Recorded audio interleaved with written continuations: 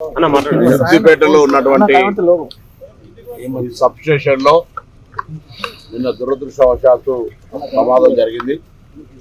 అది జరిగిన వెంటనే ట్రాన్స్కోకు సంబంధించిన director, technical director Jagan Reddy గారు, జిల్లా కలెక్టర్ గారు, ఇక్కడ సూపరింటెండెంట్ గారు అందరూ కూడా వెంటనే స్పందించి దాన్ని మిగతా పక్కనున్నటువంటి 100 మెగావాట్, దాని తర్వాత 160 మెగావాట్కి సంబంధించి ఎక్కడ కూడా ఇబ్బంది కలగకుండా ఫస్ట్ ఫైర్ నాట్ ఎక్స్పాండ్ కాకుండా చేపట్టడము, ఇది జరిగిన నష్టాన్ని తిరిగి ఏదైతే పవర్ అది చూసినటువంటి వాళ్ళు ఎవరు కూడా 2-3 రోజులకి కరెంట్ రాదు అనుకునే పరిస్థితులలో వెంటనే ప్రత్యామ్నాయ చర్యలు చేపట్టి ఇవేందో రైతులకు కూడా ఈరోజు మార్నింగ్ నుంచి మళ్ళీ 3 ఫేజ్ కరెంట్ ఇచ్చే విధంగా చర్యలు తీసుకోవడం జరిగింది.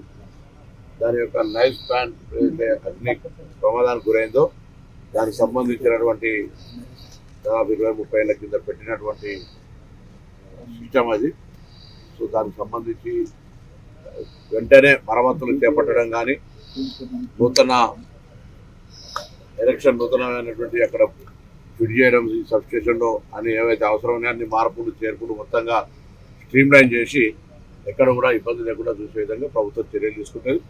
అదృష్టం ఏంటంటే ఎటువంటి ప్రాణ నష్టం కానీ వేరే ఏది జరగలేదు. వెంటనే కరెంటు కూడా రిస్టోర్ చేయగలిగినాం. ఈ యొక్క దానికి సంబంధించి కూడా ప్రిలిమినరీ రిపోర్ట్ అడిగినాం. తప్పకుండా అక్కడ సాంకేతికపరమైనటువంటి దాని ఏజ్ దృష్టిలో జరిగినటువంటి సంఘటన అనేది ఒక ప్రిలిమినరీ రిపోర్ట్ ఉంది కాబట్టి ఏదేమైనా అన్ని కోణాల నుంచి చూడమనేటువంటి ధర్మం కాబట్టి అన్ని కోణాల నుంచి దాన్ని పరిశీలిస్తాను. ఈ యొక్క సంఘటన మరొకసారి దురదృష్టం. ఏదైనా వెంటనే చర్యలు తీసుకోవాలి, వారందరినీ కూడా అభినందిస్తాను. తప్పకుండా రైతులకు కానీ వినియోగదారులకు కానీ ఇబ్బంది లేకుండా చూసేయడానికి చర్యలు తీసుకుంటారు. ఎక్కువ నష్టం అనేది ఎందుకంటే దాన్ని చాలా సీనియర్గా పెట్టినటువంటి ఇష్యూ అది. నష్టాన్ని కూడా అంచనా వేస్తా ఉన్నారు. ఇంత అనేటువంటి చెప్పండి అది ఎంత అనేటువంటి దాని మీద కూడా ప్రిలిమినరీ అంచనా వేస్తా ఉన్నారు. దానికి సంబంధించి వాళ్ళు డిపార్ట్మెంట్గా మనకు చెప్పడం జరుగుతుంది.